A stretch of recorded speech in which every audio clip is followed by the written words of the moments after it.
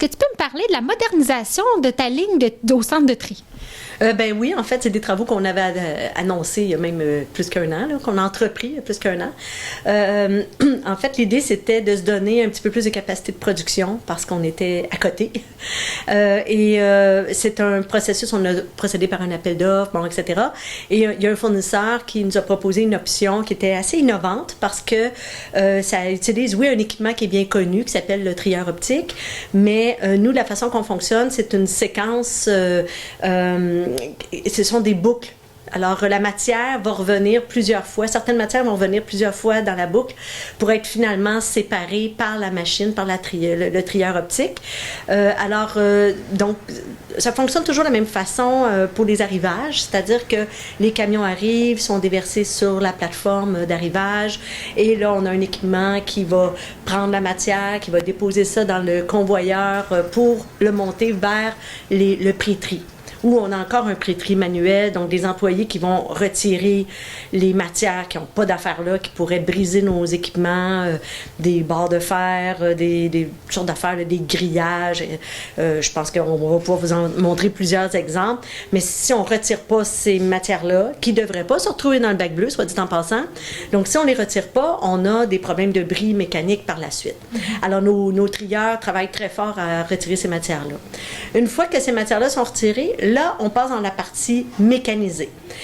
Et là, la matière va toute passer sur un tapis très rapide, le convoyeur rapide qu'on appelle, et ça va passer par une trieuse optique, un trieur optique. Cette machine-là est programmée pour, mettons, la première boucle, retirer le carton et le plastique 1.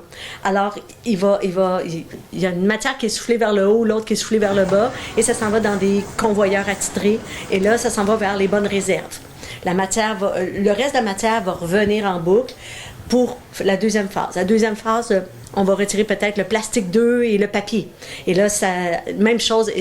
jusqu'à ce qu'on ait retiré toutes les matières qualifiées de recyclables. Quand la réserve est pleine, on ouvre la porte qui mène vers la presse pour faire un ballot de ces matières-là. Donc, on a clairement amélioré notre capacité de production. Ça nous donne un petit peu plus de marge de manœuvre parce qu'on était coincés. On a un espace restreint au niveau des arrivages. Puis nous, il y a 3 à 5 camions qui rentrent par jour. Alors, il faut être capable de gérer ces arrivages-là. Là, on est encore un petit peu à rattraper notre retard parce que les travaux, là, ça nous a demandé là, d'accumuler des matières, bon, puis de gérer autrement en attendant de pouvoir repartir. Mais là, on est en train, tranquillement, pas vite, de rattraper notre retard. Mais ça nous prenait ça. Si on voulait demeurer en opération, il fallait qu'on puisse augmenter, se donner plus de capacité de production. Vous êtes une équipe de combien au centre de tri? Je voudrais que dans la journée, là, c'est autour d'une dizaine d'employés. Puis le soir, on a une équipe de 3 ou 4 employés là, parce qu'il y a la partie production du verre et ça va s'ajouter bientôt la production du plastique là, dans quelques mois. Donc, c'est à peu près ça au niveau de l'équipe. Après que c'est tout est trié, vos matières, il vous reste encore des déchets, je crois, hein? Oui, mais mettons que là, on n'a pas fait le dernier calcul, parce qu'avant de moderniser, on était à 12 %.